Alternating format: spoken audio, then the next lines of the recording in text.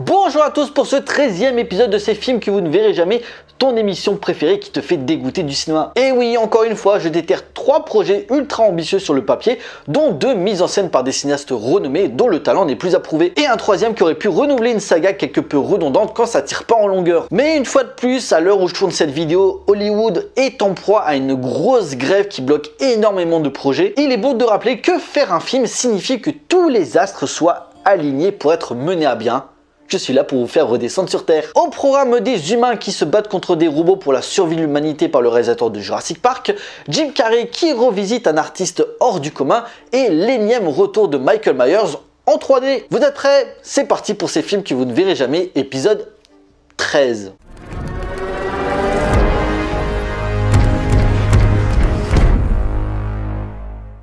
Numéro 1.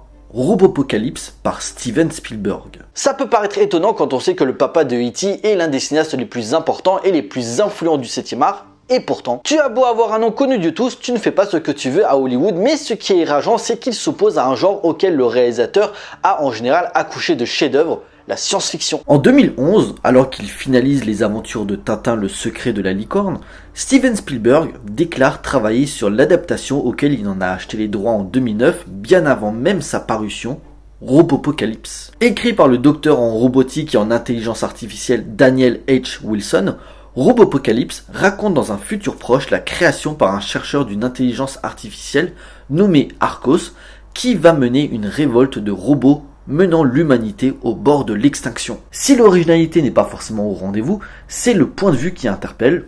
En effet, l'histoire est vue à travers un soldat qui collecte des données de l'affrontement pour revivre les événements les plus marquants, s'attardant plus longuement sur Arcos et le soulèvement des robots qui en découlent. Une œuvre au thème fort dont le cinéma a déjà mis en avant ce futur incertain, le premier exemple qui vient en tête étant bien sûr Terminator, mais on peut également lier une filiation avec Michael Crichton, notamment Jurassic Park, où la création des dinosaures échappe au contrôle de son créateur, pouvant mener au danger ou à la mort des personnes présentes sur l'île, un roman adapté au cinéma par Steven Spielberg, comme quoi tout est lié. D'ailleurs, ce même Spielberg qui avait déjà tâté de l'intelligence artificielle en reprenant un projet inabouti de son ami Stanley Kubrick, AI en 2001. L'occasion ici pour le cinéaste de mettre en avant les avancées technologiques en totale liberté de pensée et des conséquences que ça peut engendrer sur l'humanité. Savant toujours s'entourer des meilleurs, cette coproduction DreamWorks 20th Century Fox ramène l'intéressant Drew Goddard qui a fait ses armes dans des séries telles que Buffy contre les vampires,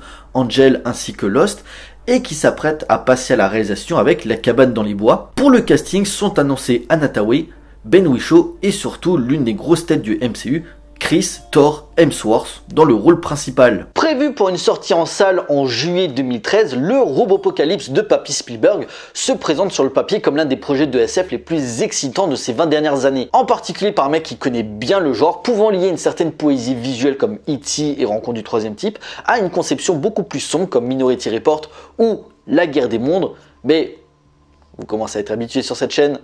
Tout ne va pas se passer comme prévu. Budgété à hauteur de 200 millions de dollars, le projet devient quelque peu risqué niveau financement, accentué à côté par le fait que le scénario ne serait pas satisfaisant et demanderait plusieurs réécritures, repoussant la sortie initiale à avril 2024 jusqu'à une date indéterminée. Bon, vous vous en doutez, le projet Robopocalypse va traîner pour revenir au point mort quand Steven Spielberg quitte le navire, nommant au même moment son successeur amené à reprendre la barque, Michael Bay, robot contre humain, un univers qu'il connaît bien avec la franchise Transformers. Sauf que ces propos datent de 2018, on est en 2023 et depuis il n'y a pas grand chose qui a bougé.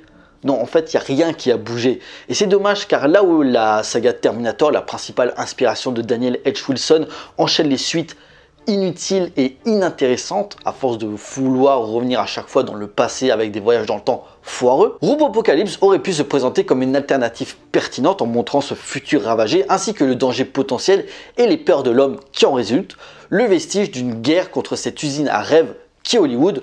Heureusement, Papy Spielberg saura nous consoler avec un pur fantasme de cinéphile qui est Ready Player One. C'est déjà ça.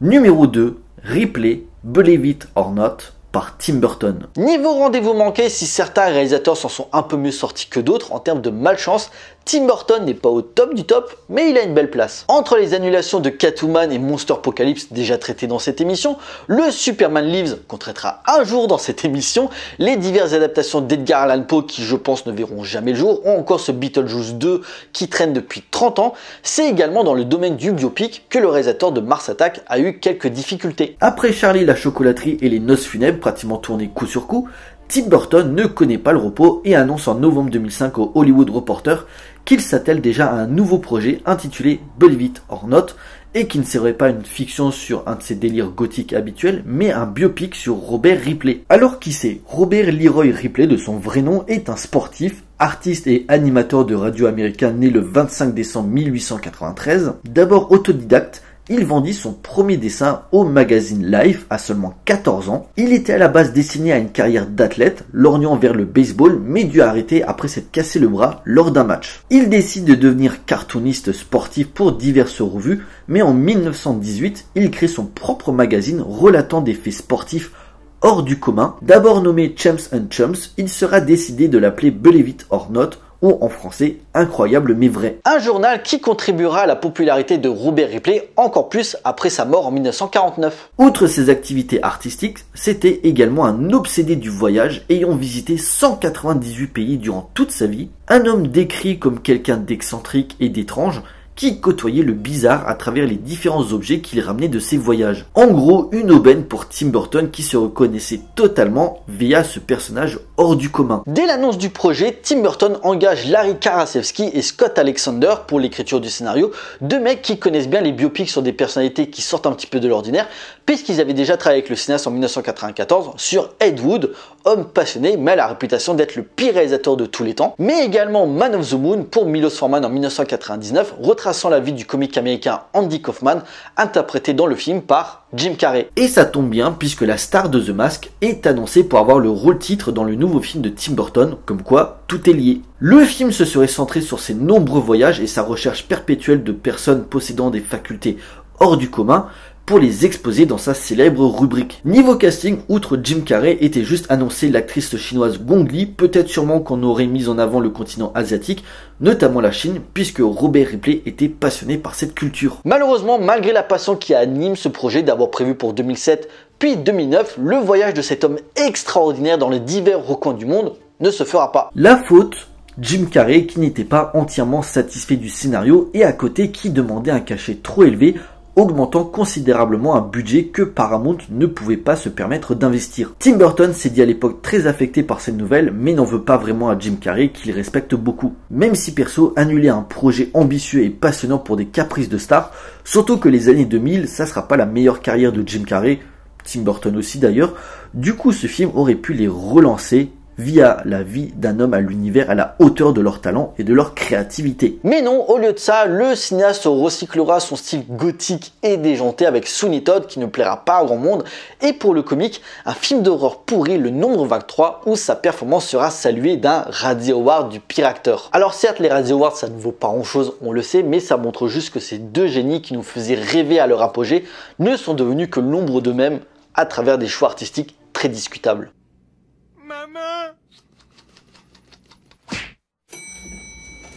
Numéro 3, Halloween 3D par Patrick Lussier. En 1978, Big John Carpenter bouscule le genre de l'horreur avec Halloween, classique instantané qui fera de Jamie Lee Curtis une star et mettra en avant une nouvelle icône de l'épouvante, à savoir Michael Myers. Succès oblige, sortiront entre 1981 et 2002 pas moins de 7 suites et hormis un troisième volet un petit peu à part, le Boogeyman increvable sera à chaque fois de retour pour massacrer tout le monde et soigner son body count. Mais à mesure que la franchise s'étire et rend petit à petit Michael Myers ridicule, ouais, Halloween, comme beaucoup d'autres classiques dans les années 2000, Massacre à la tronçonneuse, Les Griffes de la nuit, voire La colline à des yeux, va passer par la case remake pour redonner un nouveau souffle à la saga. Et pour cela, on fait appel à Rob Zombie. D'abord chanteur du groupe White Zombie en 1988, il décide 10 ans plus tard de partir en solo, se nommant Rob Zombie, oui parce que son vrai nom c'est Robert Barclay Cummings, c'est pas Rob Zombie, enfin bref. Mais le bougre a d'autres idées que la musique, notamment le cinéma, et en particulier le cinéma d'horreur, ce qu'on pouvait déjà remarquer dans ses clips Living Dead Girl, Dracula et Never Gonna Stop Me, blindés de références au genre. C'est ainsi qu'il se lance dans la réalisation en 2003 avec La Maison des 1000 morts, racontant la torture de 2 jeunes couples par les Firefly, une famille de dégénérés adeptes du cannibalisme et du satanisme. Une œuvre grand guignolesque très inspirée de l'horreur des années 70, mais quelque peu alourdie par des problèmes de rythme et des coupes de studio. Mais on va être honnête, La Maison des 1000 morts est juste un petit amuse-bouche par rapport à ce qui va arriver 2 ans plus tard, The Devil's Reject. Suite de La Maison des 1000 morts, Rob Zombie choisit le parti pris de suivre les membres de la famille Firefly, poursuivis par un flic aussi fucked up qu'eux, et indirectement de bousculer nos codes moraux en nous mettant en empathie avec les psychopathes. Une expérience malaisante qui ne laissera personne indemne. Et c'est en partie grâce à ce film que Malek Akkad, qui a hérité de son père Mustafa Akkad des rênes de la franchise Halloween, choisit Rob Zombie pour le reboot en préparation. Sorti en 2007, le cinéaste y déploie toute la noirceur de l'âme humaine et refait de Michael Myers une véritable icône et non juste un antagoniste, se permettant durant sa première partie de raconter les origines de Michael, de sa maltraitance familiale à son envie de tuer. Une œuvre sale où Rob Zombie intègre parfaitement son univers à la franchise Halloween, tout en rendant hommage au film de Carpenter. Un résultat qui va s'avérer payant puisque le film engrange 80 millions de dollars, un méga carton pour la saga qui annonce rapidement une suite. Sauf qu'à ce moment-là, Rob Zombie est moyen chaud. En effet, le tournage l'a énormément fatigué et il ne veut pas revivre ça une deuxième fois. Finalement, revirement de situation, après qu'on ait proposé le projet au duo Julien Maury-Alexandre Bustillo, on aurait pu avoir le premier Halloween réalisé par des Français, Rob Zombie revient sur sa position et part mettre en scène le mal aimé Halloween 2. Partant sur les conséquences du premier opus, le cinéaste livre un thriller psychologique poisseux tout en y ajoutant une dose de fantastique. Vous en doutez, la sauce prendra pas et Halloween 2 sera un semi-échec avec 40 millions de dollars, soit la moitié de ce qu'avait rapporté son prédécesseur. Rob Zombie est dégoûté. Pour lui, Halloween, c'est fini. Survient un certain Patrick Lussier, jeune cinéaste ayant d'abord fait ses armes chez Wes Craven, en étant monteur pour Freddy sort de la nuit et les 3 premiers Scream. Il se lance derrière la caméra en 2000 avec le pourri The Prophecy 3, mais surtout va commencer à se faire connaître avec la trilogie Dracula 2001, qui a ses fans. L'ascension viendra en 2009 avec le remake du film de Georges Mihalka, Meurtre à la Saint-Valentin, qui rapportera plus de 100 millions de dollars au box-office mondial. Et alors qu'il prépare un nouveau film avec Nicolas Cage, Hell Driver, Patrick Lussier a une idée à soumettre sur la saga Halloween via un format spécifique. En effet, Meurtre à la Saint-Valentin a été tourné en 3D, donc il connaît ce matériau. Il propose d'utiliser cette technologie très en vogue depuis le succès d'Avatar pour les meurtres du célèbre tueur d'Haddonfield. On est en septembre 2009, Patrick Lussier et son scénariste Todd Farmer disposent de seulement 4 mois pour finaliser le scénario, pré-produire et tourner le film avant de rejoindre Nicolas Cage en janvier 2010 pour débuter le tournage de Hell Driver. Autant dire que c'est presque mission impossible, et pourtant, ils y étaient presque. Hélas, le projet ne va pas se concrétiser après avoir réussi à finaliser le script. Halloween 3D est tout bonnement annulé quelques jours plus tard. Alors on ne sait pas trop les raisons, mais sachez que le film aurait pris une forme très méta, établissant une connexion entre le Halloween de Rob Zombie et celui de John Carpenter. Diverses inspirations et clins d'œil aux épisodes précédents comme Silver Shamrock, la société qui fabrique les masques dans Halloween 3, le retour du masque original ou encore un concert donné au parc Plisken. Tu les sens mes références? On ne verra jamais les résultats, mais la performance de sortir un premier jet de scénario en si peu de temps est à saluer. Bon, la franchise ne restera pas en pause très longtemps. En effet, en 2015, Dimensions Film perd les droits et c'est Blumhouse qui reprend les rênes avec une nouvelle trilogie faisant table rase du passé et se présentant comme la véritable suite du film de John Carpenter, avec en bonus le retour de Jamie Lee Curtis dans le rôle de Laurie Strode, pour un résultat quelque peu mitigé malgré son succès en salle. Un succès qui appellera sûrement à une nouvelle résurrection de la saga. La question est quand? Pour l'instant, laissons-la se reposer un petit peu.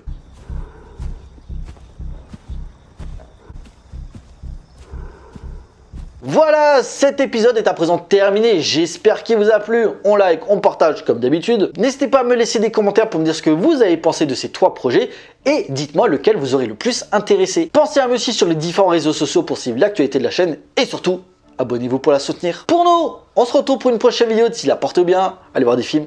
Ciao.